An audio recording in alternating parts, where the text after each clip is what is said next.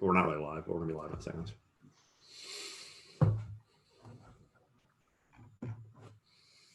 And I'll tweet out the link real quick to say join us. Charge, do the same. Oh, Brandon, I didn't remember you having Sammy and Shannon Gibbons on your team. I did. I may give you some credit for kind of launch and giving that Dayton guys a little bit of flavor to TBT. If you're listening to us on YouTube, we are live and we'll officially start the show in just a couple of minutes. I think I've had 8 players that have played for my teams playing this tournament, so that's pretty cool. Yeah, that is wild. Very cool stuff. Oh, Kellen Dunham. There's Kellen Dunham. Yeah. Oh, hey, Ot wants to come on. Let's just let him on now. Screw it.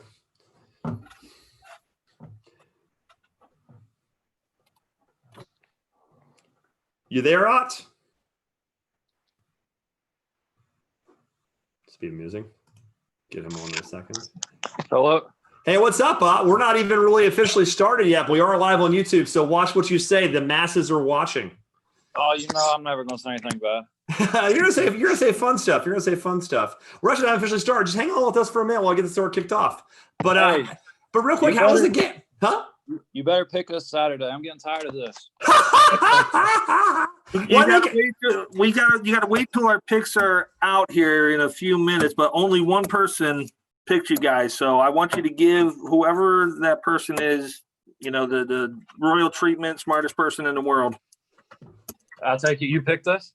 We'll see. We'll see.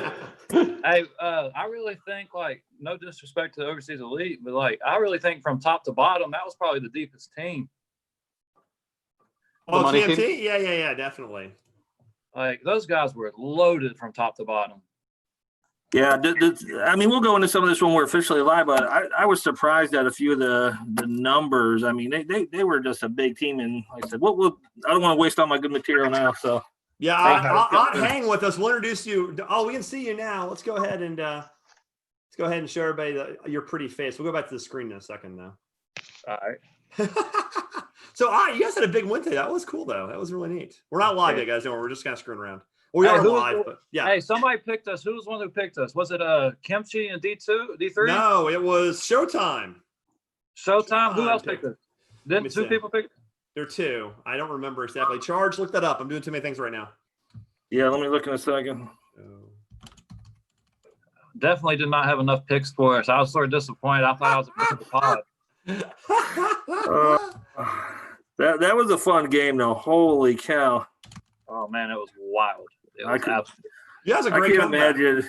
That was a great comeback. To stop. They had an extra media time out there in the first half because it was getting a little too chippy, and they had to call a bunch of TBT people in. I mean, people were in each other's face, and that was a wild thing. I was listening to the other podcast when you guys were interviewing, and so they were trying to give you the business, huh? Calling you out. Yeah.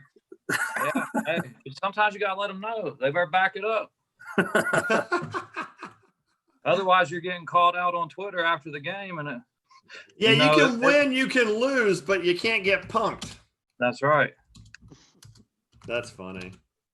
Okay, guys. Actually, we got a few people watching, and people will watch the replay anyway. So let's go ahead. You guys ready to start officially?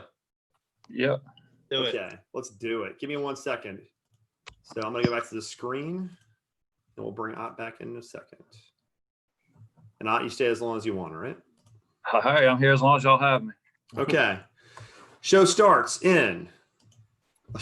starts in 5, 4, 3, 2, 1. Hey guys, it's Charge Hayner presenting a live edition of Zoom to TBT. We got some great guests today. We'll get right into it. We are done with the Super 16, and we move now to the quarters tomorrow.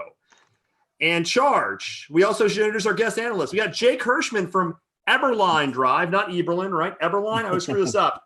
Eberlein Drive, 7-time TBT participant and co-GM of the year. And Brandon Forman, the 3-time TBT participant from the Broad Street Brawlers, and qualified via the Jamboree in 2017. I believe you guys have played together or played against each other before. Yeah, we did once. That was a rough one.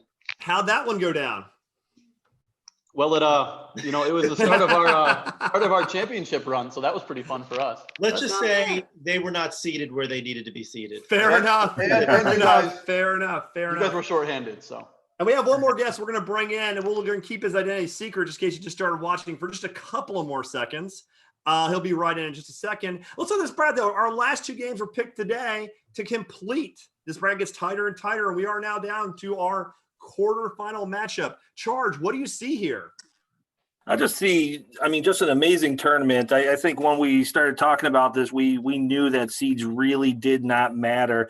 And so we're going to, be looking at a 22 seed, a 23 seed, a 16 seed, and all 8 of these teams are just fantastic. And I think the thing we knew that was going to happen as we all won 64 teams, but when we went to 24, you knew every game was going to be crazy, hard fought, great battles. And that's exactly what we've got. And I think there's only been one game that was just blowout and lost interest in it about halfway through. Everything else was on the edge of my chair watching these things, and can't wait to see what the quarterfinals bring starting tomorrow.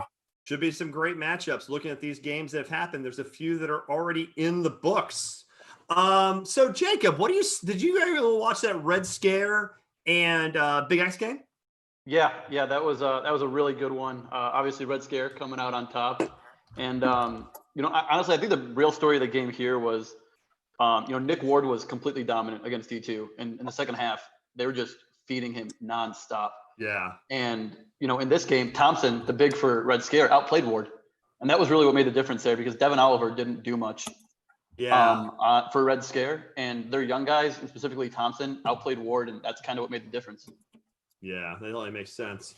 And Brandon, were you able to watch that Payne big upset of Carmen's Crew? Yes, that was definitely a great performance by them. I actually, when I did the bracket challenge that Charge put together, I put House of Pain in the Final Four. So I think that they just have a ton of talent. I think people have been underestimating them the entire tournament. And their addition of Mike Dom really, really has been paying a big difference for them so far. Yeah, Dom's been great. And I guess the big upset of the day was heard that coming back in Elam to upset a heavily favored the money team. And I guess we should probably just ask Ot how he did it. Ot, welcome to the show. Thank you for having me. So how'd you pull this off? Well, we stuck together. We're like family. A lot of us have known each other for 5, 6, 7+ years. So stuck together. And even though it wasn't looking good, we said in the huddle, hey, just keep playing hard. We're going to go on our run. We just like at Marshall, a 20-point game with the way we play is more like an 8-point game with the way other teams play. Mm-hmm. So even if you're down, you're not out of it just with the way you shoot the three, as many possessions as we're going to get. And we were just fortunate enough where we got some stops at the end, and we're able to score and able to come out with the win. Yeah, the one thing that was interesting here, you guys only led 4 minutes of the entire game, and The 4 that counted, though. Yeah, and that just shows the resiliency of what you guys did. And what I found interesting is obviously you made some great moves in this offseason. You knew what the strengths of your Marshall guys were, your brother, some of the rest of the Marshall guys. But you brought in Coakley, Smith, Ja'Cory Williams, and this was a large team with Willie Reed. They had Welsh. You guys actually out-rebounded them, had more points in the paint. You guys crushed them on fast break points, which I'd expect. So how do you guys really game plan for these big guys and be so successful down low? We didn't really game plan at all. We're going to play the way we play regardless of who we play. And actually, they sort of dictated to us what we were going to do, especially on John. They were up on him full court, tried to deny him the ball. Every time he came off a pick and roll, and even sometimes when I was coming off a pick and roll, they're hard hedging, they're doubling, they're making us give it up. And we saw that was the way they were going to go early on. They stayed attached to shooters on the perimeter. They left their bigs isolated one-on-one with our bigs, and we like our bigs a lot in that situation.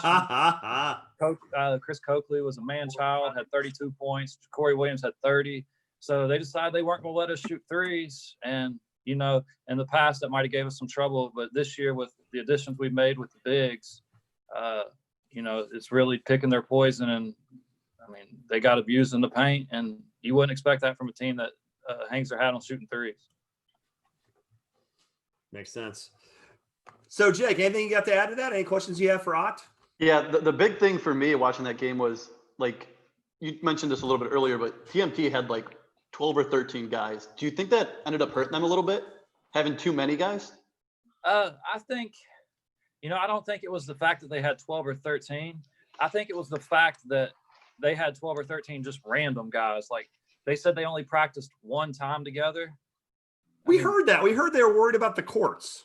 Right. Well, the courts, that's a different story. But they only practiced one time together, they said. That's tough. I mean, like I said, I've known Stevie and Tino and, of course, my brother for 20 years. Those guys just met this week. We played college ball with half our team for 4 years.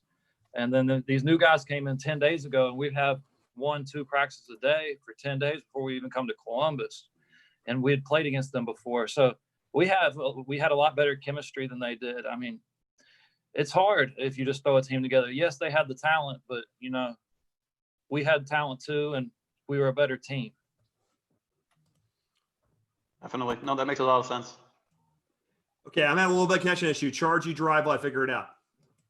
Yeah, you got it. So I've got to talk about Ja'Cory Williams a little bit more detail. So I've been saying in every single episode, anytime I see a charge guy, they're 25% more likely to help their team win. And so you're helping my scientific case about charge players. So what has Ja'Cory meant to this team aside from 30 points, 6 rebounds, whatever the final stat? What else does he bring to this team that other people may not know? Just his attitude. If you see him, even when he's on the bench, he's the first guy up. He's yelling the loudest. He's yelling, "Let's go." I mean, he's the best teammate. And even in the game, he's not shooting bad shots. He's playing in the flow of the offense. And what's making him so special is he's just playing hard as he can. He's playing so hard, and that's what the bigs need to do in this system: screen, roll, run the floor. And if you do that in this system, you're going to get the ball in advantageous positions. And if they're going to be standing on my foot, standing on John's foot, standing on our shooter's foot, 40 feet from the basket, and leaving one-on-one in the paint with Ja'Cory Williams or Chris Coakley, or to be honest with you, any of our bigs, it's going to be a long game because not very many people are going to be able to guard them one-on-one with a lot of space to work with. Right. Brandon, you have anything for Ot? Yeah, sure. Hey, Ot, Brandon Forman, nice to meet you, man. Yes, sir. How did you guys get in touch with Ja'Cory Williams? Because, I mean, he's someone that a lot of people have been seeking to get on their teams the past couple of years. I personally tried to get him last year at Charge. I don't know if you remember that. But how was it? How did the process work with getting him to join on board? Because he seemed to make a huge difference for you guys. To be honest with you, we had our roster set and we were ready to go about 10 days before we were scheduled for training camp. We weren't looking to add anybody. We thought we were set, and I guess Arkansas didn't get in, and then he wanted to play for Jimmy V, but I don't think Jimmy V had a spot, which when you got a guy like that, you better make a spot. He ended up contacting us saying, "Hey, can I play?" And we said, "Of course." Yeah. And so he really signed himself up, and we told him what date to show up. We got him here on that date, and the rest is history. I mean, we knew we were getting a freak, but to be honest, even we couldn't imagine he'd be doing as good as he is now. I mean, he needs a contract for the NBA. I mean, he's just different right now. No, his post-game speech was great too. He was talking about how he was just the fight. And I think that's what some people missed. Is like you were the last team, one of the last teams in the field, and have been constantly sort of thought to be fodder. And he caught, a fairly favorable draw in the first round, but people said TMT was going to maybe have a shot against you guys, and you guys were not hearing that at all. No, we knew coming into this thing, we knew what kind of talent we had, and we knew with the system we had and the way we were going to play that we'd be a tough matchup for anybody. We weren't scared to play West Virginia. We hope they're doing better. We weren't scared to play them, and we're hoping to show we weren't just in the field to be a West Virginia Marshall game. Yeah, we're trying to show we deserved it, and we were ready for Jimmy V. I'm sure that would have been a great game, but we weren't scared of them. We were going to play the same way we always do. And then, obviously, we got Peoria, which is, as most people would acknowledge, is a lot more favorable draw than Jimmy V. Yeah, probably. Right. But then we run into the money team, who arguably could be the deepest team in the whole tournament with the talent they had. And, they came out, hit us in the mouth. We spotted them 17, 19, 22 points, whatever we did in the first half. I mean, we just gifted them a 20-point lead, and by halftime, we'd evaporated that, and we kept fighting, and we knew if it got close, all the pressure would shift to them because they're supposed to win that game. And fortunately for us, they got tight. The pressure got to them, and we made plays, and we took it home. I have a theory about this too, because I noticed one thing that was about the game. There were two things that were interesting. One that was sort of a simple X's and O's thing is early on, they kept picking and popping with Tim Welsh. They kept having him stretch out, set a high ball screen, which some of you guys like to do, and going up for three. I'd like to hear how you started to neutralize that, get that to stop happening. And also, I saw at the half, you guys were shooting something like 40% from three, and they were shooting 55%. How were you able to clamp down the defense a little in the second half? So the Tim Welsh switch and the clamp down, how were those able to get pulled off? Those were both basically with the same adjustment we made. We went into it where we had been having our second. We always have a big in the pick and roll, obviously guarding the big, their screener. Mm-hmm. So we always have one big on the perimeter guarding that, and we always have our other big sort of guarding the hole. And we knew obviously with that philosophy, they can get, if their other big's a pick and pop guy, or if they have another big in the corner, then obviously we start to struggle with it because our guys just sitting there guarding the hole. So we put in a little funky rotation that we were going to do out of it to try to sort of switch everything with the shooters and full rotate and this. But I mean, we got in the game, and like they said, everybody has a plan until they get hit in the mouth. Yeah. We got hit in the mouth pretty good. The plan wasn't working. So we called timeout. And I told everybody, I said, listen, we're not doing anything on defense. There's no help side defense. It's you one-on-one against your man. So if you get beat, you get beat, but we're not giving up threes. So everybody's going to stay attached. So basically we played like everybody's on an island. It just turned into one-on-one, and we were fortunate enough to get stops. And they scored 40 points the first quarter, and I believe they only got 59 through the other three. So it was a lot more effective for us. We cut their average to less than 20 a quarter, and we know the way we play, if we can keep a team below 20 a quarter, we're probably going to win that game. Yeah, and your run and gun offense did not disappoint today. So no, broke 100 points. That was what you guys were going to pride yourself on before this tournament even started. Only two other teams have done that in the kind of post-Elam era and round of 32 or better, just to kind of normalize some things. So Jackson, Tennessee Underdogs have done it, and Team Fredette have done it. So guys like Jimmer and Jalen Barford, and now Heard that part of exclusive club. So, really impressive offensive effort. Yeah, and like I told y'all early on, we're not here to play defense. We're coming to score. I love that. You're the first person, because everybody's like basketball, like we got to play defense, we got to get stops, and you're like, nah, man, you win by scoring more points. You're the only interview we've had that's that loose. I mean, I found that very amusing. I heard your coach say too. He asked how the Elmore brothers had changed his life. He said, "Well, he got me 2 contracts." I thought that was actually a pretty good line, to be honest with you. Well, I mean, that's really nice of him, but I wouldn't say Elmore brothers. It might have been John, but I was just there for the ride. I was just thankful that he gave me the opportunity that he did once I transferred from the school I was attending in Texas. He gave me a chance, and thankful for it, and truly enjoyed the ride. And John might have got him a contract, but I might have cost him one. Can you elaborate a little bit on this archer thing too? I like the pose. I mean, it's a very majestic, almost a Greek god-like pose for you. How'd you pull that off? Always, if you hit a 3, you grab your arrow out of the bag and you just fire it off. Just got an arrow on your back, fire it off. Just, I don't get very many points, so when I do score, I like to let them know what I just did. So we're going to ask you to stay on, because obviously we're actually going to talk about your game just in a bit. We actually, just since you came in, moved the slides a little bit. So we're going to talk about your game first, in fact. So you're going to have a very tough matchup next round. So you sit right there. You're not going anywhere, Ot. All right, we want to invent our next guest real quickly, because, and this is a painful thing, we have Nick Isabella from Power of the Pulse coming in. So Nick, thank you so much. And we're going to ask you to do something painful, because were you able to watch the Overseas Elite AA game today? Yeah, of course. Okay, so obviously you have experience playing AA, so you have a very, very tough and valiant loss to them in that first round game where you guys were down a lot and came back. Were you able to see Armored Athlete, and what was OE able to do that the Power of the Pulse wasn't able to do to slow them down?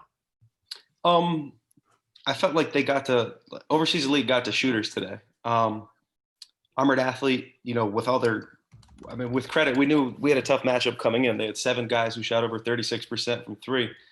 And a lot of the makes that they did have were with no hands in their face, and they knocked them down. I mean, those are layups for guys like that. So I thought today Overseas Elite did a good job of getting to shooters and keeping them out of their lane for the most part. Yeah, definitely. No, I thought that was true. Now, Brandon, were you a little surprised at the result here? That AA was able to keep it that close? I was not surprised that AA was able to keep it that close. Scott Machado's a really really good player. He's got NBA experience. Roberson had been playing well the entire tournament. So to be honest, I'm not surprised they kept it close. I thought they had a good chance to win the game, but just the overall just talent of Overseas Elite and their experience just really really helped them just finish the game strong. And obviously having Joe Johnson there. ISO Joe. Yeah. He's okay. Yeah, that makes sense. That's it. Yeah, Nick. So obviously, like I said, tough loss there for Power of the Paw. Congrats on getting to play a game, as us with Eberlein Drive didn't even get to do that. A really competitive game. A really competitive game. Yeah, no, really competitive game. Obviously, I got to watch that too. Like you said, with Armored Athlete and Overseas Elite, seeing what Overseas Elite did, obviously you try not to think this way, but when you're sitting there on the couch, are you just thinking, man, if we were in this game, we could have beat this Overseas Elite team? If we handled business the first game, Yeah. of course, but you have to take care of business that first game. And we didn't get a good handle of the game the first 5 minutes of play during our game. And credit to Armored Athlete, they closed the door on us, regardless of being down 19 and cutting it to 1. Yeah, definitely. Yeah, so anyway, I think we're gonna move a little bit ahead. Nick, you stay with us a little bit, but we gotta get into the next games a little bit. So you stay here as sort of a call analyst. Love to have you here, Nick. I want to make sure we get everybody involved. And Charge, you gotta look at some of these matchups, and we're gonna go ahead because we have a guest and move one of them ahead. Real quick here, again, there's a call-in ID if you want to join at the end. If you're a fan of the tournament, you want to talk, shoot your shit, be a fan, whatever. There's the ID. There's a link in the chat. Again, Ot got the option. Heard that with Jacory and Ot and John and those guys get a shot at Overseas Elite. I mean, Charge, what do you see of Overseas Elite today? What did you see? Yeah, I mean, they came out and played some really good ball. I think, ISO Joe, played a good game. I think that veteran leadership really did well. Some of the guys who weren't getting talked about as much, Bobby Brown had some really, really good minutes off the bench for those guys. And, they're going to be tough. Frank Sessions look tough. I mean, they're deep, they're good, but I don't think they're unbeatable, though. I really think that put in the right situation, the team gets hot, plays the right way, anyone can beat them. Yeah, Jay, looking at this lineup here, you've got a really talented lineup. What here in this sort of card of players really stands out on you? Well, I mean, obviously everyone can talk about Joe Johnson, but today who I thought stepped up really big was Pooh Jeter.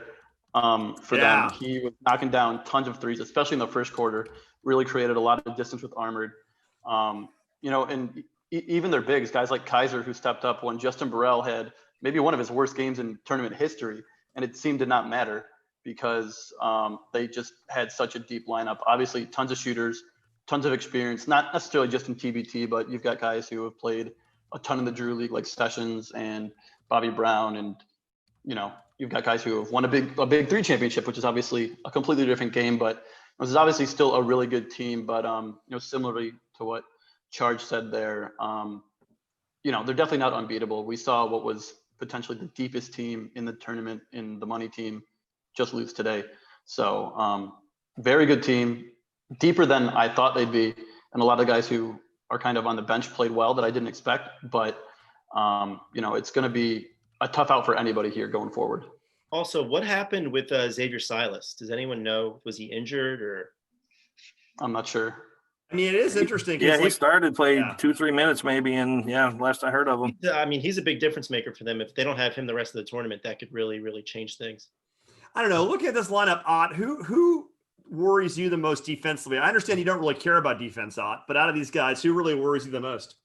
I mean, I think you'd have to. I mean, I'd say sort of the shooters like Bobby Brown, those type of guys. Like, you're not going to stop Joe Johnson, obviously, but if we let him get off and then we let the other guys, have big games, then now you're talking about even with the way we score the ball, can we score enough points? So we're not going to take away Joe Johnson. We're going to do our best, but he's going to get his. But we got to try to limit those around him, so we can't have everybody having career days on us. Todd, I have a question, and I'm sorry if I'm making you repeat it because I joined a little late, but can you take me through your guys' thought process today, heading into the Elam ending? Yeah, no problem. We went into it, and I mean, we realized it wasn't good. But my dad said some stuff to the team. My brother said some stuff to the team, and basically they echoed the same messages. One stop, 1-3, and now you're looking at a 1 or 2 possession ball game. And with the way we play, all we needed was to string a couple stops together because we knew we were going to get the points. I mean, we'd been scoring well all game. The problem had been stops, and so we just stayed together. I mean, it didn't look good. I think they got a little bit fat and happy. I think they went away from their offense a little more, and they started going a little bit more isolation, and that sort of played into what we were doing because we were playing straight up man to man, and they're driving into crowds. And also, as I mentioned earlier, they're the favorite. They're supposed to win. The tighter it got, the better we felt because that's more pressure on their shoulders. So we were fortunate enough to get a ton of stops in a row. We capitalized on it, and we're fortunate enough to come back. I'm watching the YouTube chat right now real quick, and Jessica's slipping. She needs to hear about the chalk. Okay. That was awesome. Yeah. That's how a little old school. That's how my dad used to go. We'd be walking around AAU tournaments, whatnot, and I guess it was easier for him. I guess his dad did the same thing, coaching for him. Is you just take chalk and you draw the play on the sideline right there on the court. There you go. So I guess it was easier for him to carry a piece of chalk around the clipboard, and so he just brought out the chalk, said, "Here, this is what we're going to do." I didn't even know he had the chalk with him. He drew it up, and we were fortunate enough it worked. Yeah, just to remind everybody, the gap that Heard That was facing, it was 9 points at the Elam Ending stoppage, and then Jordan Crawford hit a 3-pointer at some point along the way and actually grew the lead to 11 points. And I think everyone watching the game was like, man, this is over. But, you guys kept grinding out stop after stop. And I think what turned it is Jordan Crawford, once again, took a ill-advised 3-pointer. And after that, I was just so confident Heard That was going to win. So, what really got him out of there, the rhythm in the Elam? Do you think it was just a lack of experience, or, it was just the pressure you guys were putting on them that they lost composure? I think it goes back to they hadn't been playing together a whole lot. So, they didn't have defined roles sort of like we did. Like, for us, we were going to put it in John's hands, Corey's hands. We're going to run that pick and roll. We're going to get our big in space, and we're going to play out. I don't think they really had that. Also, they were subbing like crazy. I mean, hockey lines. I think like during the last time out, they subbed like 4 brand new people in, and it's the first team to 2. So I mean, well, that's when you shoot. That's when you shoot best. You shoot best when you come in cold off the bench from sitting there. That's definitely when you shoot best. Right. That's probably why I'm not in coaching anymore. I didn't know that. But no, I mean, we got good stops. John came up huge. John took a big charge. John got his hands on a couple balls that led to steals. Kyle Wiltshire tried to post John. John did a good job of keeping him out about 15 feet, made him shoot a tough fadeaway turnaround to the baseline. I mean, John had his hands all over the defense there at the end.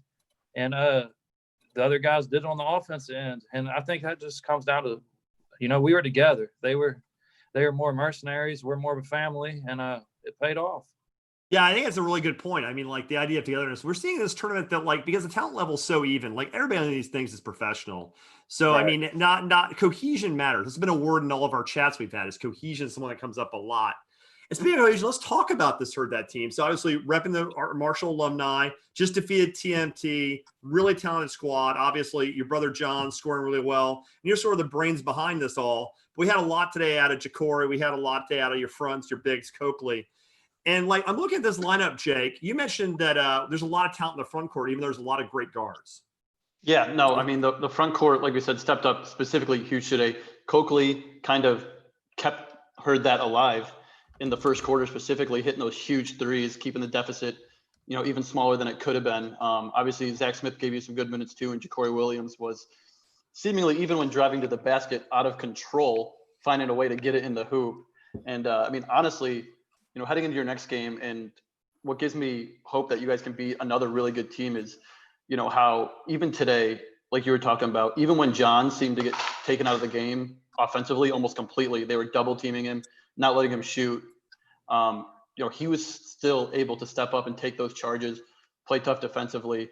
And I think that's such a big thing in TBT because having been in this for 7 years, you see how one guy not getting their shots can really screw it up. And having, arguably your best player in John, basically not worrying that he wasn't getting his numbers is such a huge advantage for your team, I think. Yeah, and the thing that a lot of people are missing here is our second best guard didn't even dress. Yep. So I mean, we beat the money. How is he, by the way? How is he? How you okay? He said before the game, if y'all get through this one, I'll be back. He's jogging a little bit. He just didn't have any cutting or whatnot. So like, I mean, with the way we play, having our second best guard not play, I mean, we basically beat the money team with one hand tied behind our back. And I mean, and I know that might sound like it's overstating it, but with as guard-centered as our offense is, and with the way they played John, Stevie would have had a field day today playing one-on-one and getting shots. And, of course, you saw what our bigs did. So, I mean, their whole thing was they're going to make everybody but John beat us. And our big thing was, well, everybody but John's going to beat you then. That's awesome. So hey, let's get to the picks portion because we want to respect your time out. You got some beers, you're drinking some cards to play. What's that card game you guys play? One's Tonk and the other's a Spades. So I mean, we're just we got a lot of time to kill, so we're just down there doing whatever we can, having a good old time. You could definitely read a book. That would be no, I'm kidding. I'm screwing with you. So hey, let's have some. Obviously, you guys are thriving off some disrespect. So let's see how much disrespect we can give you, okay? Well, Jake, not very much. Jake, your pick. Go ahead. Okay, so I picked Overseas Elite. And honestly, at this point, I feel it's a bad idea for me to pick her.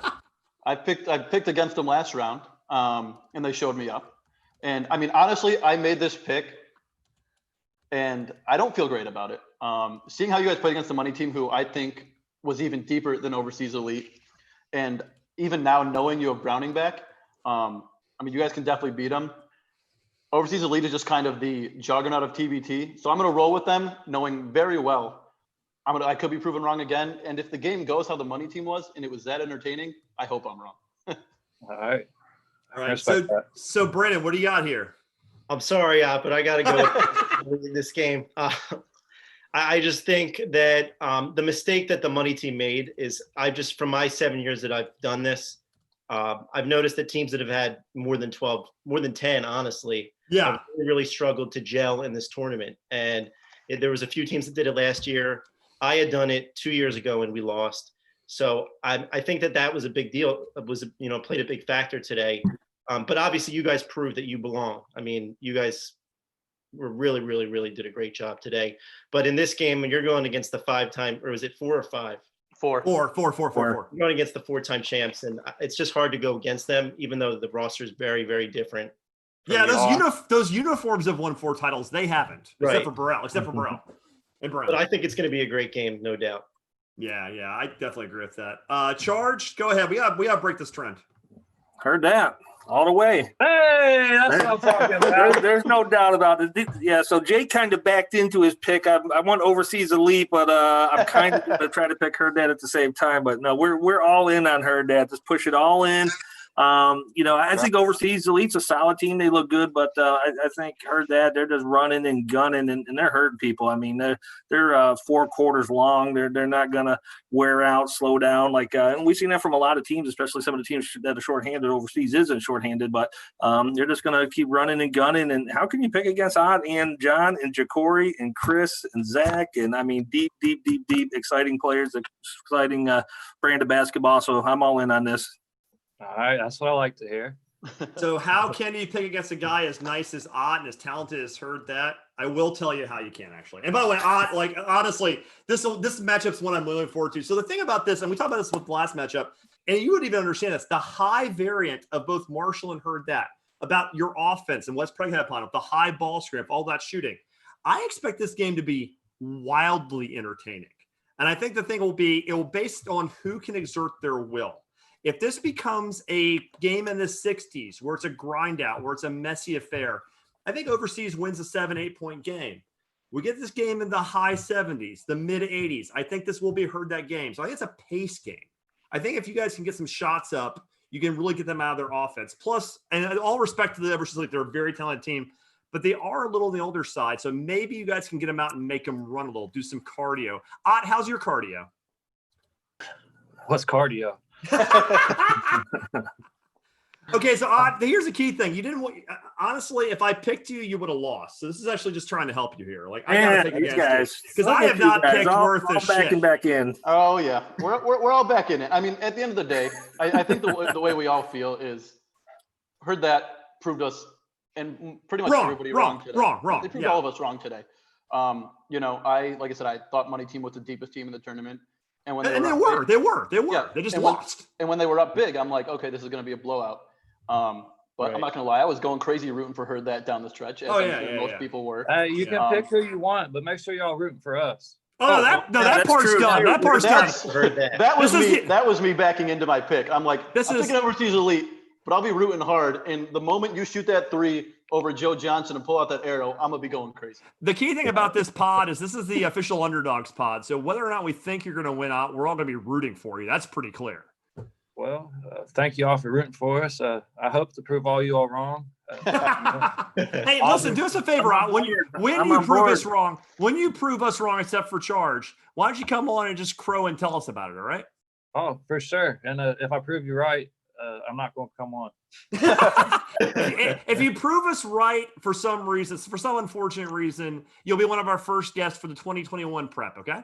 Hey, I like that, but I want to say one thing is I think we have a good chance because you said if you can enforce your style on the other team, it's going to come down to that. There's nobody going to slow us down on offense. They might walk it down and try to post us up, or but as soon as they shoot that thing, it's easier to slow. It's harder to slow a game down than speed it up because what teams do is they get caught in the trap. We come down jack of 3, they want to come down and try to match it. Yeah, so that's what it's easy to speed a game up because we just want to throw one pass and shoot it and hope it goes in. That sounds like a really good point to end that on. We really appreciate your time tonight. Thank you so much for stopping by and great. We wish you the best in your next game. Okay. All right. Thank y'all. Thank you. You take care. Thanks for coming by, Ot. Ot's the man. All right, great to see him. Okay, so we're gonna piss him off. I'll tell you one thing though. That game will be fun. Because they play a really fun style.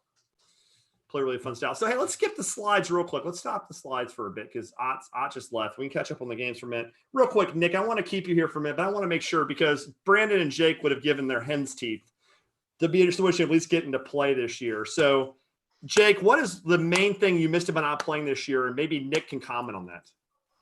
Yeah, I mean, honestly, the biggest thing for me is, obviously you want a chance at the money. But you really can't beat that game day experience. You do all the prep work, you're hanging out with all the guys, it's great. But when you get out there, you're sitting on the bench, it's crazy watching on TV sometimes. In the middle of a game, it can kind of seem like a lull at certain points.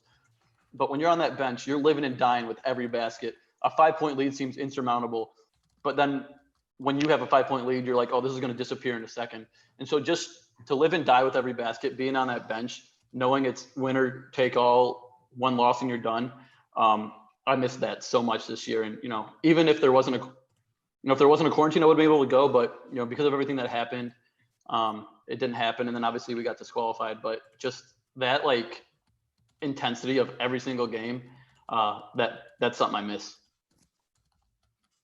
Yeah. I also have a lot of FOMO, to be honest, of not being involved this year.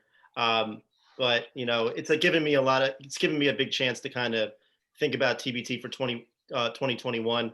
So, just watching the games and seeing which teams are having success and which teams aren't, it kind of helps me kind of prepare for 2021 and what I'm going to do next year. But Nick, I just had a question regarding, well, first off, I just wanted to say you had an unbelievable roster that you put together. First off, don't hold your head over what happened. I mean, you guys really, really did have a good roster. But here's my question.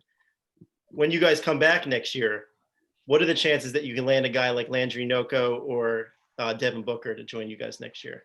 I mean, that would be huge. I know Noke was finishing up his season in June. And, you being involved the past 7 years and me the past 6 and Jake has been involved, we all know that things need to align. And our wish list, it's not necessarily that we can't recruit those guys, but they're not available to play. Yeah. So I could sit here and go on the whiteboard and start, planning, but you really don't know until sometimes the last minute. like how I came by Josh Okoyen. It was literally last like 30 minutes until our roster needed to be in and Josh was available. Right. Kind of needed a point guard. Would love Noak, would love Devin Booker, would love Cliff Hammond. You know, again, it's tough, but that's the beauty of it. Yeah, it's crazy because you have in your head like the perfect roster that you can construct, and it just like there's always hurdles along the way as a GM that you have to deal with. So that's the hardest thing about preparing for something like this that a lot of people don't realize is the amount of work that goes into making sure that the guys, you know, show up first off, and that everything that you have envisioned actually happens. So yeah, definitely. You've definitely put in some good teams in the past. I like your Christian Burns pickup. And then I'm forgetting the small, scrappy guard from UVA a couple of years ago when you guys did the jamboree. Aren't all guards from UVA small and scrappy? Isn't that the kind of the point? It's in their blood. Yeah, I appreciate that. Oh, Absolutely. man. I think what's been a really great pleasure about doing this sort of podcast the last couple months of Charge has been meeting all the great people that are involved. It's been a lot of fun hearing about your plans. So I guess my question for you, Nick, is obviously, one, does OE owe you a vegetable or fruit basket for softening up Armored? Because I think if Armored didn't play you guys first, they might have won that game. And two, like, what are the next steps besides just getting better players? Like, are you going to be able to field the team for 21? Like, do you really think this is something you want to be doing next year? I mean, I'd love to be involved every year. Honestly, I'm just still enjoying what happened this year. I mean, you know, look at what happened to the great guys over at Eberlein. Like they didn't even get a chance to play. So I thought it was a huge success to even tip the ball off. And that's how I'm kind of gearing everything up. I can't sit here and be sour and say, I wish we beat, you know, Armored Athlete. I mean, again, they made shots when they needed to. They got rebounds. I mean, literally, if you could have asked me if Cody Clark and Josh Boschik were going to hit the shots that they did, I would have said, you know, absolutely not. I'll live and die by, you know, them shooting. But they knocked it down, and that's how it goes. So I'm going to take a few months off. I'm not sure how I still have hair, to be honest with you. Literally, you have a lustrous mane, actually. I wear a hat for a reason. Hayner, when we got to the bubble, I mean, it was literally, we were hanging on for dear life. You know, the schedules weren't coming out for the next day until like 11 or 12 o'clock at night. I have 12, 13 guys asking me what's going on. Can they get more food? Why can't they leave the room? I mean, it was a great experience, but it was a lot. And you really just couldn't focus on basketball. It was everything else combined. But, you know, sitting at home now, I wish I was still at the Regency, to be honest with you. Yeah, that's the beauty of being a GM. Why make it any easier? You guys already had to recruit these rosters, deal with COVID. So why not a little more challenges right at the end? But yeah, shout out Cody Clark. He actually gave me a good bump in FanDuel today and back in the positive tournament to date because of his performance. So he looked great, and he looks like he's in great shape right now as well. Watching some of his film, he didn't seem like he was in that great of shape. So credit to him for coming prepared. Yeah, that's fantastic. Gotta be prepared. But anyways, hey, we appreciate you jumping on, Nick. You've been really gracious with your time, not only today, but throughout the process and talking TBT, and really appreciate you being involved with Zoom to TBT this year. Yeah, thanks for having me, guys. I appreciate it. And make sure you come back with us and be a guest when we start doing 2021 prep. We're going to take a couple weeks off ourselves because we're a little burned, but we're definitely going to get right back into it sometime in very early August, I would think. So you're definitely one of our first guests. Come on, talk about the team next year. I mean, I'd love it. Are you guys done for the night, or are you guys going to continue? We're kicking around. You can stay if you want. Stick around. Stay. We're not kicking you off. We're just going to move on to the next thing. Yeah, I'll stick around. Yeah, you're not. So if you whatever you want. I honestly missed you guys the past couple of weeks. I had Jonas running all of our accounts. I was literally trying to stay off social media, stay like dialed in because there was so much going on, and I feel terrible. I lost communication. No, it has been interesting because like a lot of teams, and this is understandable because like it's easier to get it in before the event, but the event's in it. In fact, and you can talk about this. So like, before I start, I do want to ask this question. This is a good question. Well, I think it is. I'm being selfish, but Nick, was it harder in the bubble, like to concentrate because you were just surrounded by your team, like you had no separation? Because it's counterintuitively, you would think that being able to be in that environment would be all about basketball, but was it one of those situations where because you were just surrounded by it, you had absolutely no separation? Yeah, I mean, honestly, we had an unbelievable mini camp, and then attitudes changed probably an hour before we arrived to the hotel. You know, not only did our charter bus, the air conditioning broke down and we're all sweating like Mike Tyson in a spelling bee before we checked in. like you would have thought once we got into the bubble, everyone would have been, ready to roar. And I saw different personalities come out, unfortunately. And I'm not, calling anyone out, but even, during the game too, it was hard to keep some guys focused, unfortunately. And that's what you don't want to have to deal with as a GM and as a coach. You just literally want the guys to go out there and give it their all, dive after every loose ball, take charges, cheer on their teammates. And we had to, unfortunately, battle with some other adversity, a game within the game.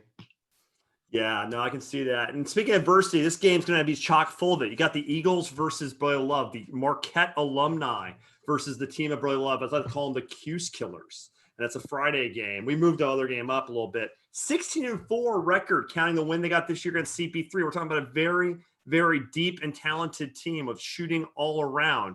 Dangerous team. They don't even need to dust off Travis Diener. I think they just bring him out like when they need like an exclamation point at this point. You got Bucks, you got Wilson, you got a lot of scoring. And charge their opponents.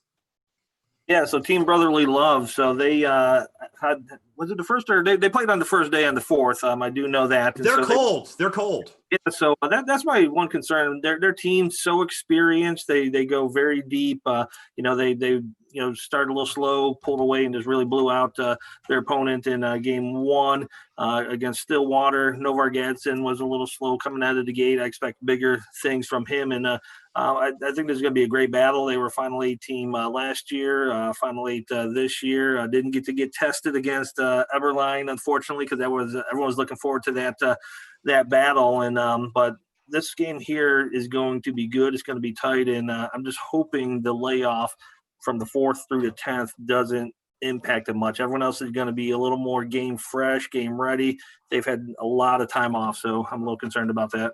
So, Jake, actually, real quick going to you, you had to scheme against these guys. Because this is something you actually already started doing research because these were going to be your opponents probably. Yeah. They were the favorite. And plus, as good as Stillwater was, and let's be clear, Stillwater had a really nice squad.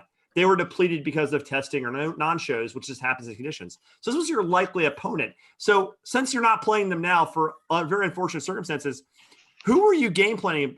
Was it Gadsden? Was that your biggest fear? Or was it more about a style of play thing? What was your biggest fear going into this game?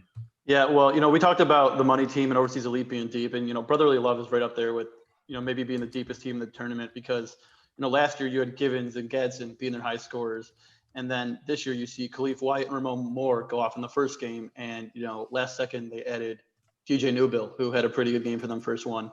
And, when we got our draw, we were pretty not too happy because we knew we were kind of facing the gauntlet, going up against likely Brotherly Love and then, Marquette, who I think is my pick to win it all right now. They can beat you in so many different ways. Gadsden was in horrible foul trouble the first game.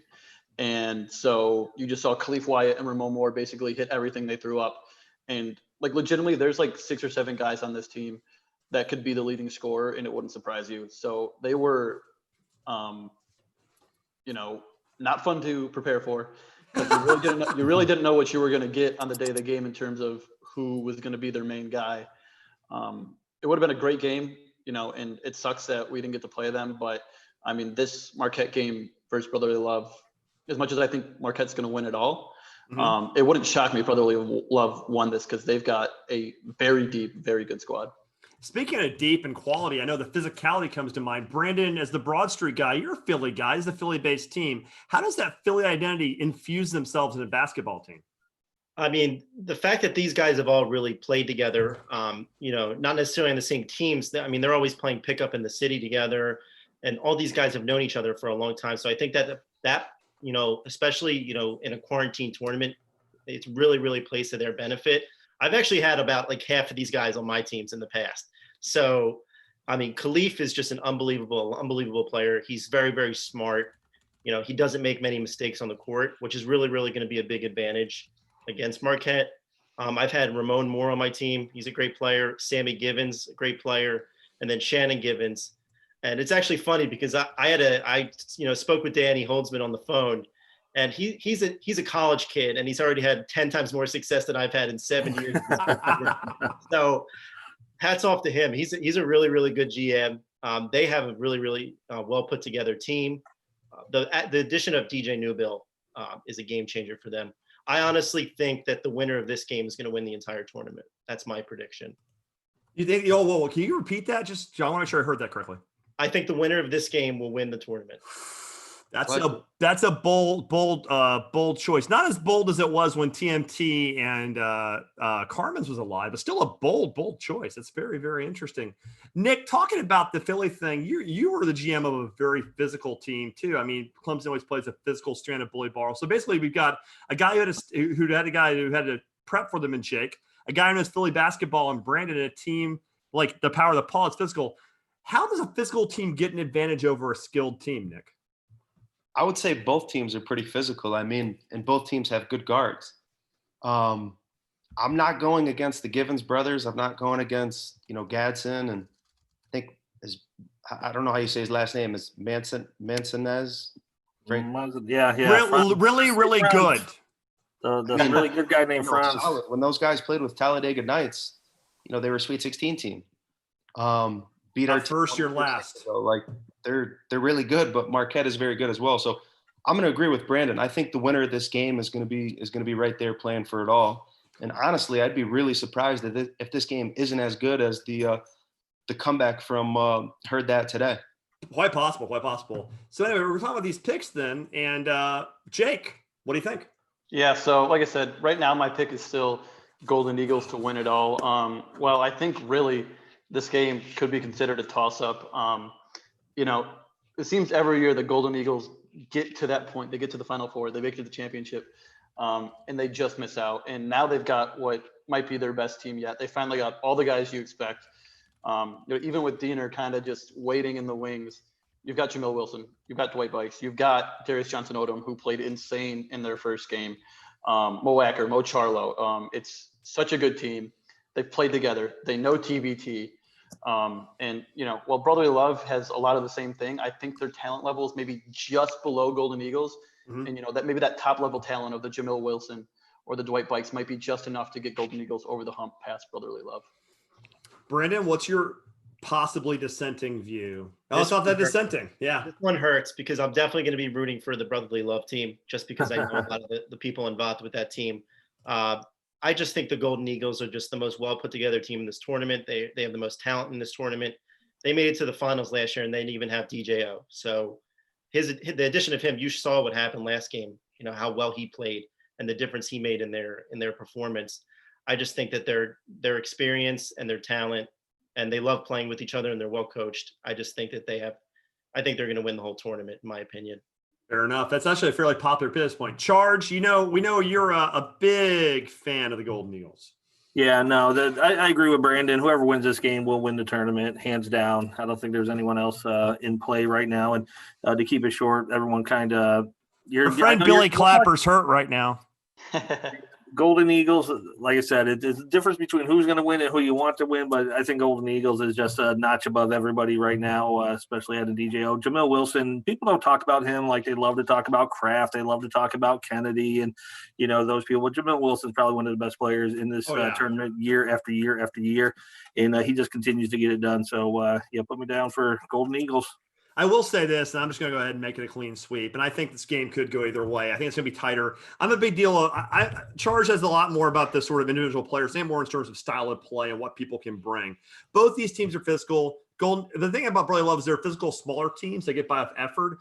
Golden Eagles are also a physical, smaller team. They're a little better shooting. I think this is the exact opposite of the game we just did with OE and Heard That. It's a no variance game. This is going to be a tight game. I see no way this isn't a hard-fought one-possession inning. If a team gets blown out here, I will be floored. However, I'm also much more confident Golden Eagles will win. I think Brotherly Love will give them everything they want. I think they could win, but I think it's going to be a two-possession, tight as all living hell Golden Eagles win. And I don't necessarily think the team that wins this will win the title. I think the team that wins this can win the title. But I still have my other title pick alive, unlike Charge, who lost his. So, I'm going to be okay. No. Oh, yeah, you changed one way or another. I forgot. Yeah, you changed. Prior to the first game, I did have ALS, no, but that's fair. That's fair. I'm a fan. Marvell Harris, it just wasn't enough. It got me out of them. Fair enough. Golden Eagles is my pick overall. So I will say this is probably the game that, from a stylistic standpoint, might be the most interesting to me, to be honest with you, as far as the level of competitiveness. I think it'll be a pretty interesting game. Anyone missing here, or should we go to the next game? Let's keep rolling. Okay, let's rock and roll. Okay, so here we go. The upset pick: Red Scare versus House of Pain. Red Scare came in. They defeated Big X, continuing Big X's misery of a 1-win, 1-loss team. They are perfectly 500, 3-1. Oliver's the star there, but he didn't contribute nearly as much as Daryl Davis, who came in big in the Elam Ending. A lot of skill, a lot of size, a little thin. Coach and GM Joey Gruden, a grad assistant in a major D1 schools, also playing really hard or coaching really hard, actually. So a deep, interesting, but somewhat small team. Charge, what are they facing? Yeah, they're going to be facing the House of Pain. And before I go into House of Pain, just a shout out to Brandon on the Broad Street side. He actually had a lot of these Dayton guys. It gave them a taste of the TBT before they became an official alumni team. So I know he had V. Sanders, Oliver, Deshaun Pierre, and I'm not sure anyone else, but three of that. So and, who's that? Jordan Seibert. Oh, Cyber, that's right. Yeah, I mean, so this was a powerhouse team, and so even though it wasn't official alum, nowadays you can have two players and call yourself an alumni team. So you were kind of the first official Dayton alumni team with four guys. This is close as you're going to get nowadays. But yeah, so shout out to you having a great squad back in the day. And looking at House of Pain, this team, I think, has surprised everyone. I don't think people were surprised that Mike Dom has gone off the Dominator. He has just been electric, whether it's scoring, rebounding, clutch shots. He's doing it all there. So, surprised in the first round, War Tampa unfortunately didn't show up like everyone thought they were going to, got routed, and then defeated a good Carmen's Crew team. Not as cohesive as last year, obviously, getting a little older, obviously, but they look really good, and their supporting cast is what surprised me. I knew what we were going to get out of Dom if he, played to his potential.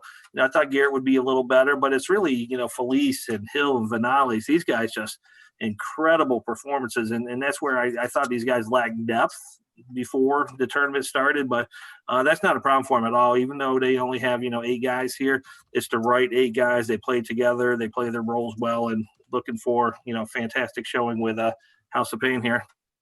Yeah, and I mean, we'll see what's going on with the picks here. I mean, we got a really talented squad here, a really nice, deep sort of squad. Felice has been really great in the backcourt, and again, Dom on that baseline has really been a great stretch player. Real quick, let's go ahead. I'm going to go ahead and start doing the picks here. Jake, who did you pick and why? I went with. Oh wow! This happens sometimes. No worries. No one saw it. No one saw it. Nice to know I'm not alone. I went with House of Pain. Red Scare. If they can get a lot more out of Oliver, they definitely can win this game. But it's really hard to pick against that Illinois team right now because along with Dom, who is playing like an NBA player right now. Like I said, that backcourt of Hill and Felice has been huge. It's not just the Mike Dom show, despite what you may see on Twitter. They're really a complete team. And so I think they can take it to Red Scare. Obviously, Red Scare playing with a lot on their shoulders. A few of these guys is their NCAA tournament, like Landers was saying. Yeah. But, I just can't pick against how good this team looks right now. And they just knocked off the defending champs. So hard to pick against them. Brandon? So this one also hurts for me to pick against one of my former guys, but I had dealt with Devin Oliver on my team a couple years ago. He's a great guy and a great player. I'm going to be rooting for Dayton, and they have a great fan base, and they supported me when I put together those teams where I had all those Dayton guys. But the issue I have here, they just lost too many guys, Dayton, in my opinion, that they needed to. Because I think if they had V. Sanford, Jordan Seibert, and Deshaun Pierre, I think that they would be a legit title contender. Without them, they're just too young for me, in my opinion, to make a deep run.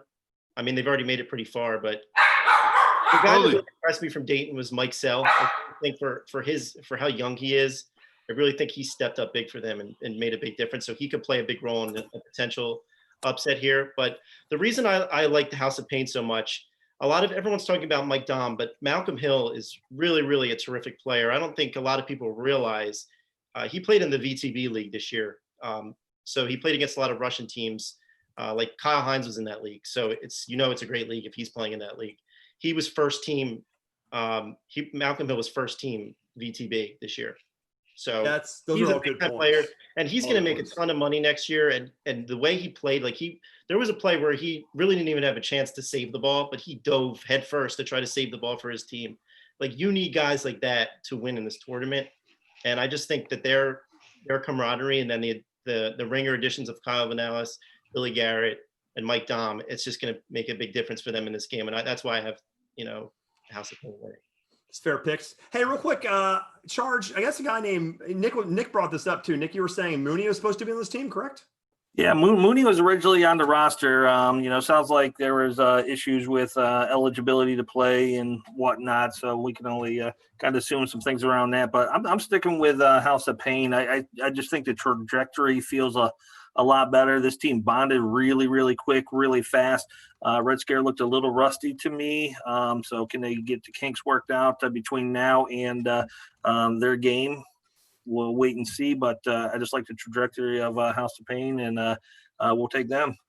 You know what? Honestly, screw you people. Thing is, I picked Red Scare to win this game, and I have a rule. If my bracket team's still alive, I stick with the bracket. Can House of Pain win?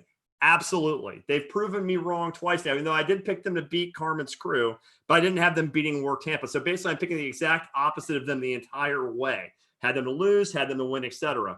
I think the Red Scare can win this game. The biggest thing will just be neutralizing Mike Dom. I think the roster top to bottom, Red Scare is a little more cohesive, a little better rounded, able to switch, similar size players, a lot of shooting. I think the question will be, will they have a plan to stop Mike Dom, which no one to this point has had an answer for that. He's been probably the player of the tournament, I think. So if they can neutralize him, I think they win. But if they can't, we'll see what happens. Let's drop the slides for a second because we've got one more game to go. But let's go ahead and go back to the screen. Oh, next prospect says hi too. He says also Billy Garrett will be a big factor. He wasn't in the first game, but definitely he can be a factor. He's an NBA level player. We got one more guest coming in, and it's actually somebody with the TBT, Josh Brown, content director of TBT. Josh, friend of the pod. What's up, buddy? All my guys in there. We have Nick, Jake, Brandon. What up? How are we doing? So, Doing good. Are you so? Where are you now? Are you still in the bubble? Yeah, we're in the bubble. We can't leave the bubble, Andrew. We're always in the bubble. But yeah, we're here. We have a week to go. I think we're all getting a little bit. I think we're all ready to leave the bubble, but yeah, we're trying here. Yeah, but the team's got to make that money so they're ready to leave. But the $1 million keeps them in, I assume. They're like, oh, I want to go. How much money? Fine. But it's funny because we're seeing you're not in the room. Are you on one of the practice courts right now, or where are you? Yeah, I am. They didn't have good lighting in the room. I'm up on 3. I don't know if I can. I should have done it on my phone, but I don't know if y'all can. We have a big ballroom, and all the we have like a court in each different ballroom up here. Have you been able to cut the court numbers now that you're down to 8 teams? Have you reduced the courts, or just keeping them all up? No, we're gonna keep them all up.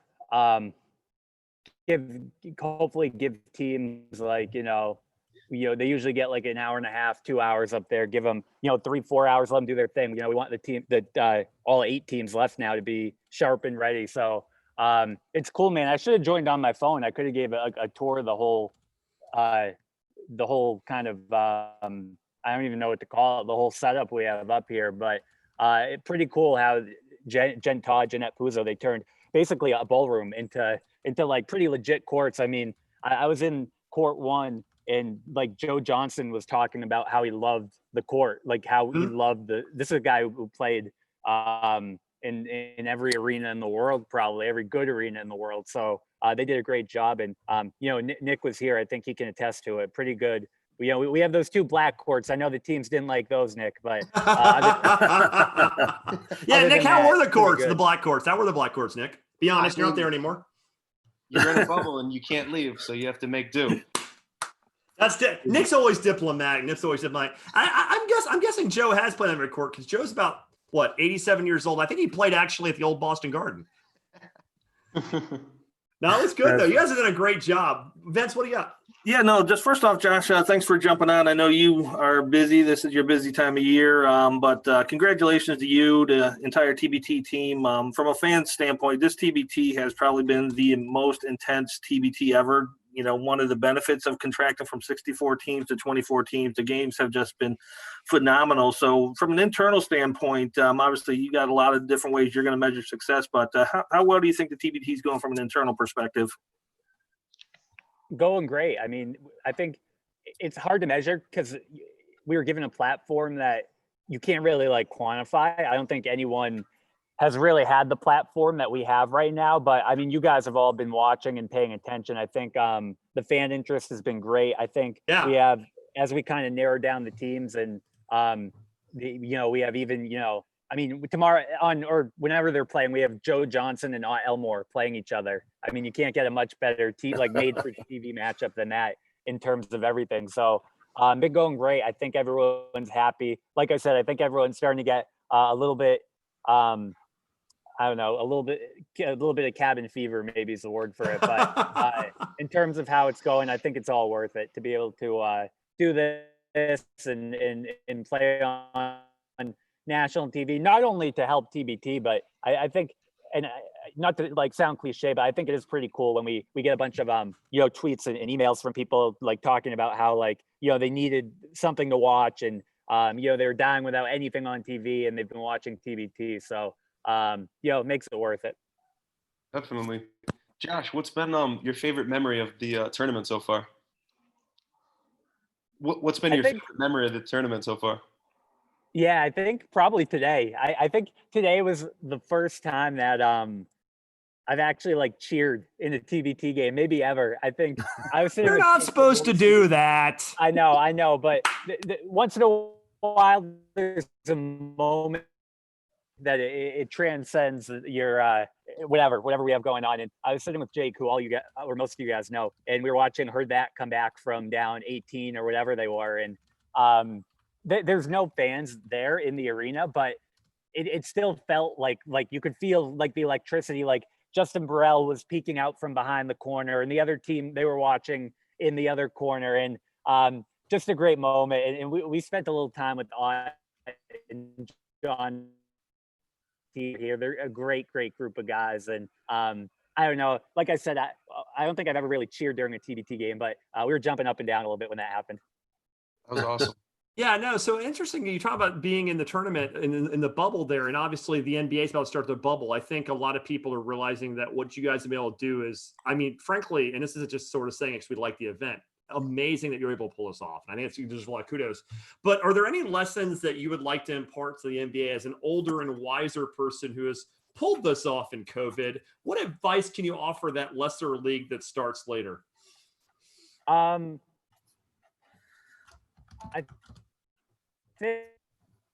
Besides being a better Wi-Fi connection. The food's the biggest thing, because am I good?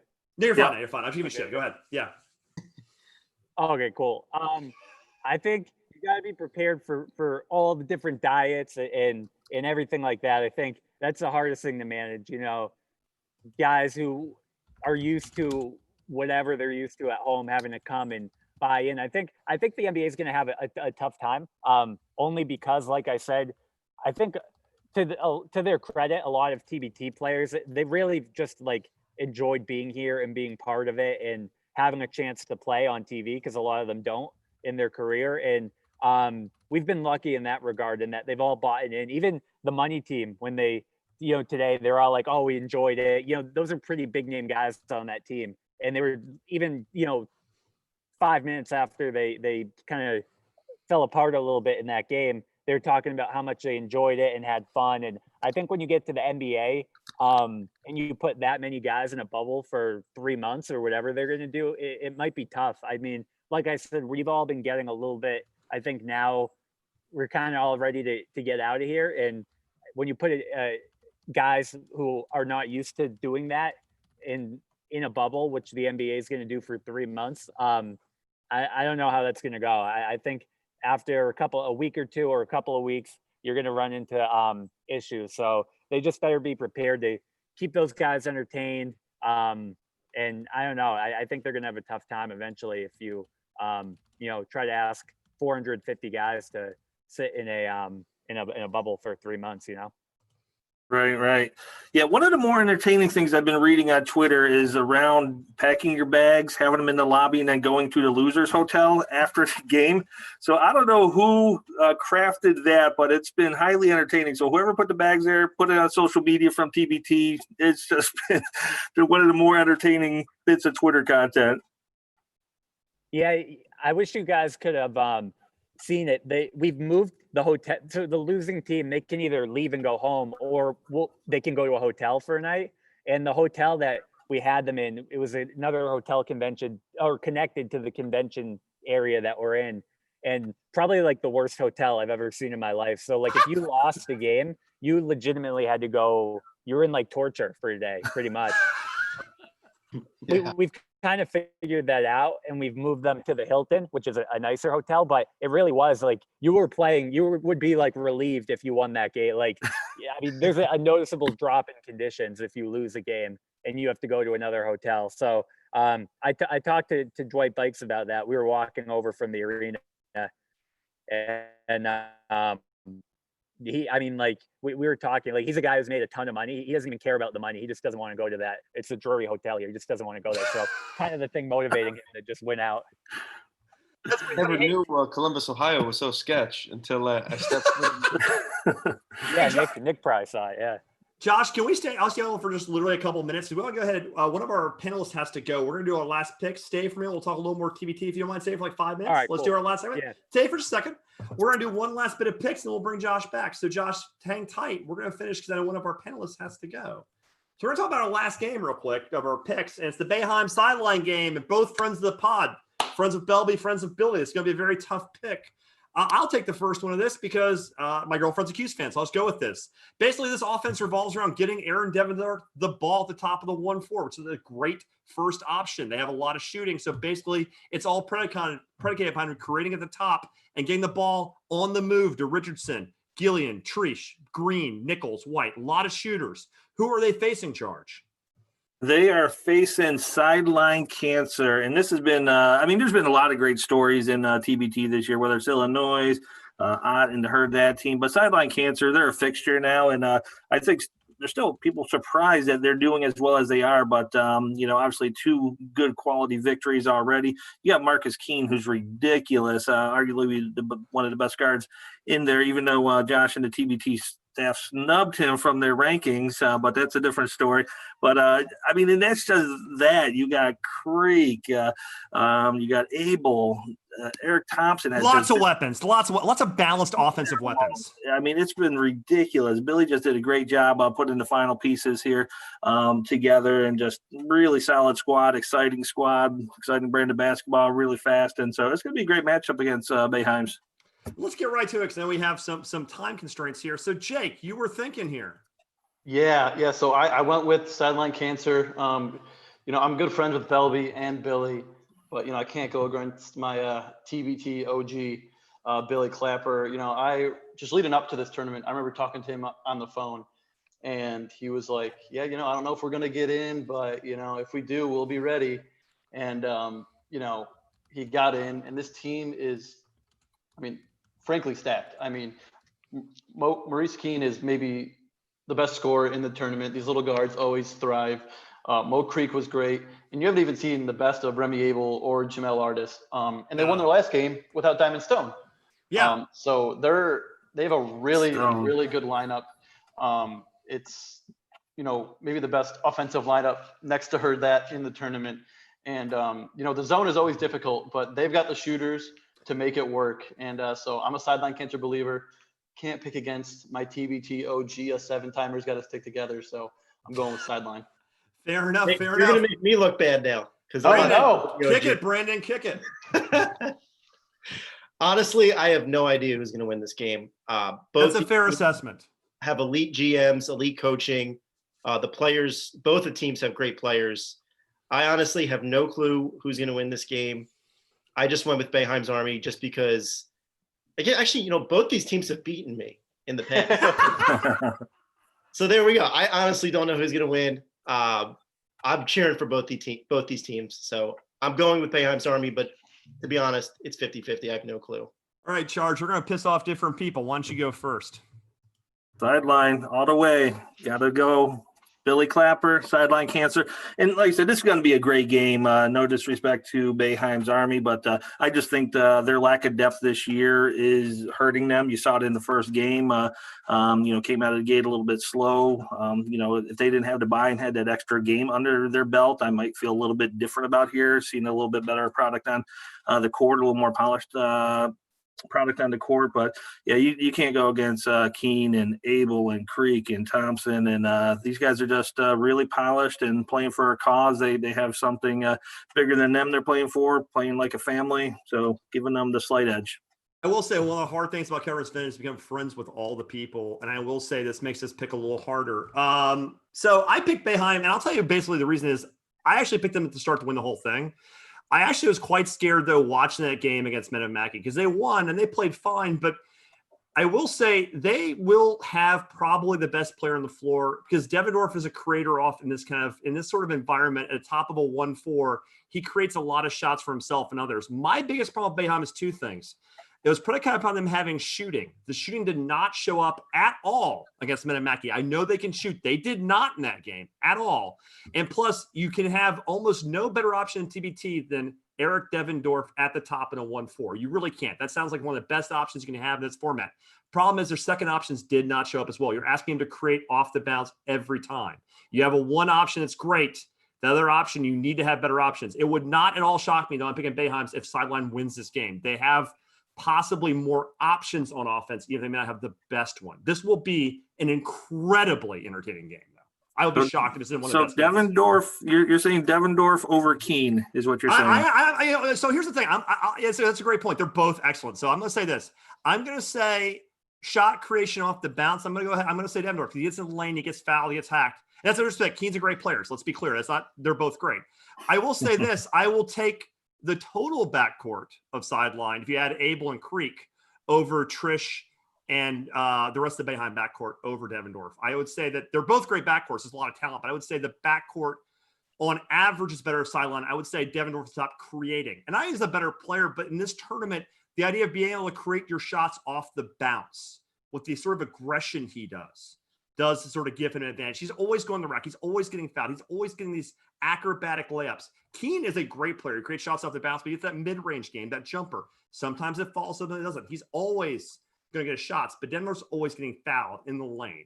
I think this game's going to be a really tight game. I will say this. If Boeheim gives up the kind of rebounds they get up against Keene or Mackey, or they don't shoot, it's a wipe. Like, they have to shoot better. They have to shoot the way they're supposed to. If they shoot like they did against Mackey, they're going to get murdered. I will say that. They shoot like they did against Mackey, they're getting killed. It won't even be close. Okay, anything else we should do here? Go ahead. Okay, let's talk about the general picks. Now, we have a panel who does the whole picks. Some of them are here tonight. We have some new guys tonight, but this is a panel, so you can see where our guys are picking, and you can yell at us here. Golden Eagles are pretty much a wipe. Me and Matt, who will be our guest analyst Saturday, in fact, are the only people picking Boeheims. Charge stands on the Heard That Island alone. And and Matt also stand on the Red Scare Island alone. We believe in Mike Dom, just not quite enough. With that in mind, we're going to go ahead and go back to the pretty faces in the screen and on the chat. You will see if you want to call in. We'll be here for a little bit longer. So let's move back in our guests. Guys, I know, Jake, you have to go. That's why I moved the picks up. Thank you so much for coming. Thanks, Jake. Everyone drive. Always a pleasure. Jake. Let's drive, boys. See you. Okay, be safe, guys. Let's drive. All right, so this has been a fun event so far. I'm exhausted and I'm not even there. Nick and Josh must be just tired as all living hell. How many hours of sleep are you getting, Josh? I assume none. Probably a good 4.5 every night. Oh my God, I would die. Probably contributes to the everyone being ready to leave, but it's all right. It's all right. We have a week left and then take the summer off. So we're usually playing for a month. So Yeah. to just be able to bang it out, be done with it, it'll be all right. Now you have to come on the show though in the summer. So we have to talk about next year. We're going to take a few weeks off too, but you're going to come back. You'll be one of our first guests. We got to talk about what's going to happen next year. I mean, there's no long-term break. Yeah, I know as good as you what's going to happen next year, but we can definitely talk about it. Oh yeah, we got to get something up. So Nick, you guys played this year. Obviously, you're planning on coming next year. What was your favorite memory of this event? To be honest with you, it literally was when we tipped the ball off, passing the 6 COVID tests, flying guys in from all over, guys coming in from all over the country and just kind of getting together and showing up. And then just, running into the familiar faces at TBT and just, it was awesome. Just, getting there and preparing and tipping that ball off. I mean, the odds were against everyone. Yeah. And Brandon, do you wish you were there right now, despite hearing the complaints of Josh and Nick about the bubble? I do have FOMO for not being involved this year, but I just want to add that this has been the least stressful summer of my entire life. Dude. But no, I definitely wish I was a part of this. To be honest, when they first, pitched this idea of a bubble, I did not think that players were going to buy into this. And the fact that they have guys from the Euro League and all these high-level leagues around the world that committed to playing in this tells you the product that TBT has built over the last 7 years. Like, these guys aren't even guaranteed any money, and they're playing in this in the middle of a pandemic. That's hats off to TBT, and I'm very, very happy that they were able to make this work and put on such a great product for everyone. So it's been great from my end to just see it, evolve on TV and just be, not being a part of it. I obviously feel a little bit of FOMO from missing out on it, but it just makes me more excited for next year and just building something. So. Yeah, Josh, another thing you guys did this year that was interesting is you got this EJ's Brandy Winter Lounge. So that's kind of unique. So what are the other perks in there? It seems like the cool place to be, obviously, because you won. But what's going on in that Winter's Lounge? Josh, are you old enough to drink? Yeah. Yeah. There's no perks to being there. Maybe I shouldn't say it until we're done, but no, it's a quick little trip for the winners. We haven't shown yet. We haven't shown video of it, but they come up, they take a shot at V&J. Some of them, when the bartender turns around, they steal a bottle and go back to their hotel room, and it's just kind of a cool little thing. E&J's been great. They've been awesome. I've always kind of wanted to do that because everyone knows no matter where we're playing TBT, but if the team wins, they're gonna probably have fun that night. So they can't go anywhere in the bubble now. So to be able to bring them up there, we take a picture, they take a shot, and then they do whatever they're gonna do. Some of them maybe take a couple more, but it's been fun. It's been great. It's awesome. But no, it's not open right now. It's only open when a team wins. So we're not hanging out there right now. That's awesome. Yeah, one other question, and then we'll get your time back. FanDuel has been a fun addition as well. So I know you guys are always looking to do new things, different things. And so the FanDuel game has been fantastic. So once again, hats off to you guys for creating, especially this year where it's a little different, where fans can't be at the game. The bracketology or the bracket challenge is impossible with the situation that was going on this year. So to give the fans a game has been really cool. So what's been the feedback on that you guys are hearing from other fans? It's been great. I think we've wanted to get into that world for a while. And I actually haven't dug into it too deep. We're just like so busy when games are tipping off. But from what I can tell, people like it. I think the funny thing about that is, I don't know if you guys have noticed, but we'll put up like the FanDuel like player of the game. And I think people don't know that we're literally just taking whoever has the most FanDuel points. So people will be like, hey, why'd you pick player XYZ? This player had a better game. It's like, we're just taking whoever had the FanDuel points. So that's a good thing because it means people are paying attention. I think I've seen a lot of people kind of chime in that they want to know lineups because they want to know who they can pick and they want to know which combinations are going to play with who and all that. So it's been awesome. I'm glad the fans are having fun with it. The lineups have been tough this year too. We were trying to do player cards, and our graphics in turn keeps missing players because some of the rosters have changed due to the unusual amount of roster flux. We had to fire 2 interns already, Charge? At least 2. we're bare bones here. Exactly. We're making it through though. Through. Hey Nick, you had a question, right? Yeah, I guess this is for everyone. So I'm watching, the Marshall game today. What comeback was better? The Marshall comeback or the Syracuse comeback over F8 or FOE from 2017? Oh, that's a tough one. I have an opinion. Go, Josh. That's an easy one because Syracuse played a bad game, but they were a really good team, and not that Marshall a really good team, but the talent difference on paper, at least the difference in talent between the two. If you just in the arena, there was no question the money team was just better in every regard. So the fact that that was able to come back, I still don't even really know how they did it, how they were able to they went on like an 18-2 run or whatever.